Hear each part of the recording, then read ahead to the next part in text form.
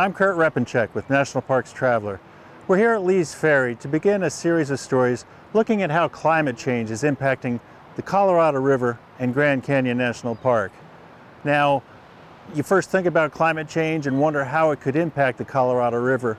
There's actually a lot of different impacts, from invasive species to not enough water to scour out sandbars that are becoming entrenched in the river with vegetation. We're going to tell you some of those problems and interview some of the experts who are trying to figure out what to do about those.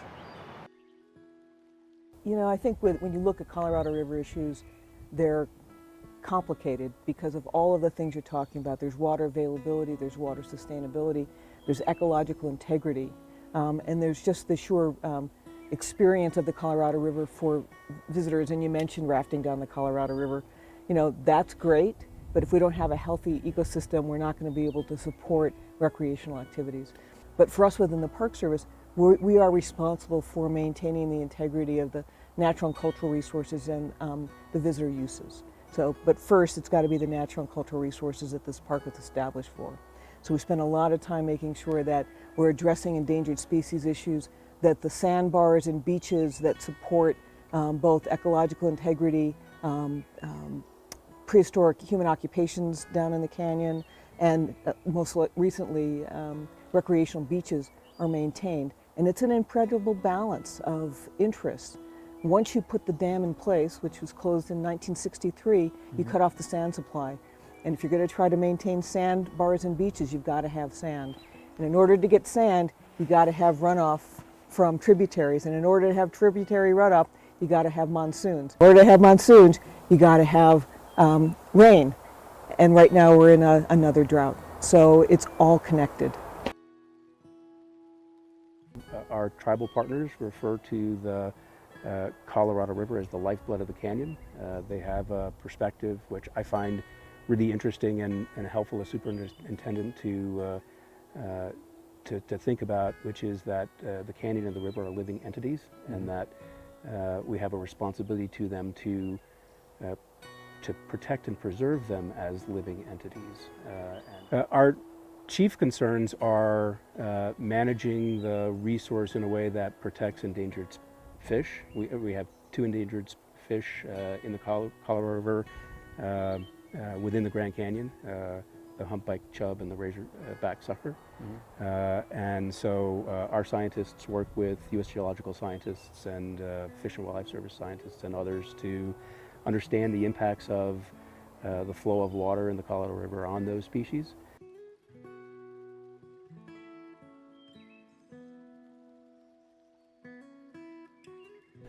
The Glen Canyon Dam blocked off all the sediment that used to come down the river. What we're left with is what was in the system at the time of dam closure, plus what comes in from the tributary. And luckily we have the Paria River here that inputs, I think the long-term average is a couple million metric tons a year. Recent years, the Paria hasn't put any sediment in. We started surveying the beaches in 1990, and we have annually and more frequently since then done that. And we find that the amount of sand stored on the sandbars is about the same or more than it was in 1990. Relating to climate change would be that the conditions have been fairly favorable for maintaining those sandbars and maintaining a certain amount of sediment in the system, because we've had fairly regular, consistent inputs from the Paria River, and the flows from the dam have been fairly low. Future climate change predictions look like we're probably going to get less output from the dam, which is good for retaining sediment, because lower flows mean there's less power in the river to entrain and move sand-sized particles. Once the flows were restricted, vegetation has migrated and established down to lower elevations on the sandbars, and the big sandbars are covered in pretty dense riparian vegetation right now.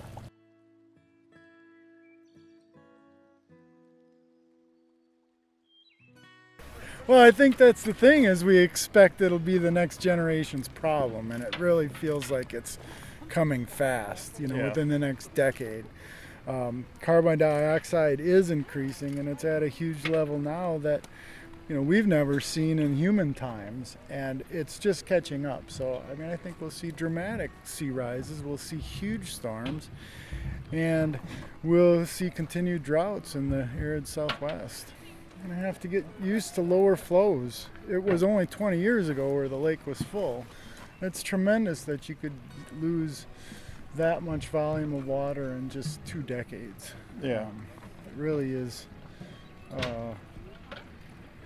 surprising. No, it's really surprising that all of this infrastructure could get to a point where it's worthless. That is surprising to me. As far as our work on the river, we're seeing the channel getting narrower and vegetation encroaching. You don't get the large flows from the dam anymore. I think that the inability of the dam to allow enough water through will increasingly become more problematic.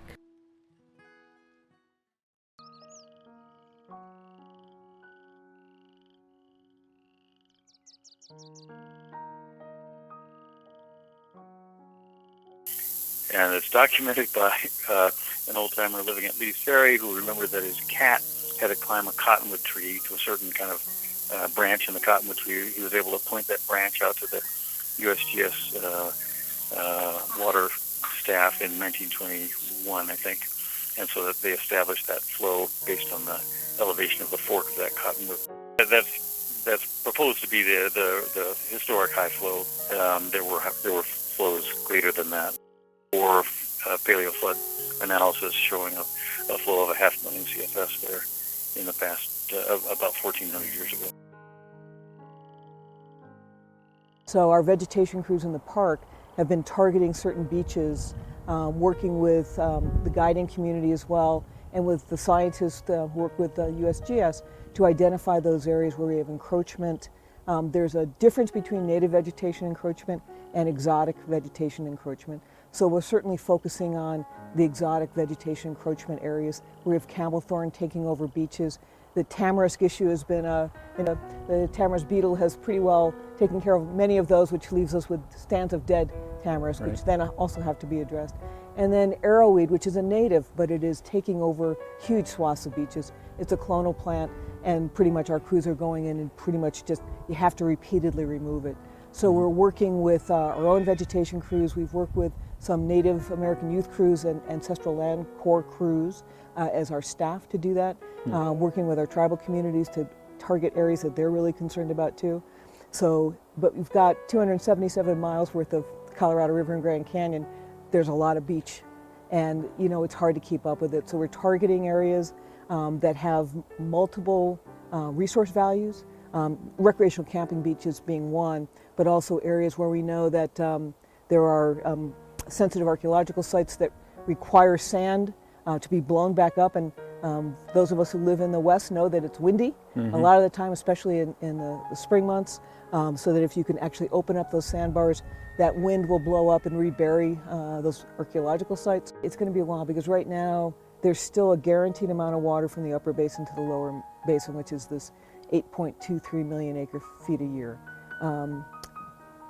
The Bureau of Reclamation is starting to evaluate the amount of water that's going to come from the whole series of dams from the headwaters all the way down. Glen Canyon marks the dividing point between the upper basin and the lower basin. There was a compact written in 1922 that divided all of this stuff, the waters between the upper and lower basin.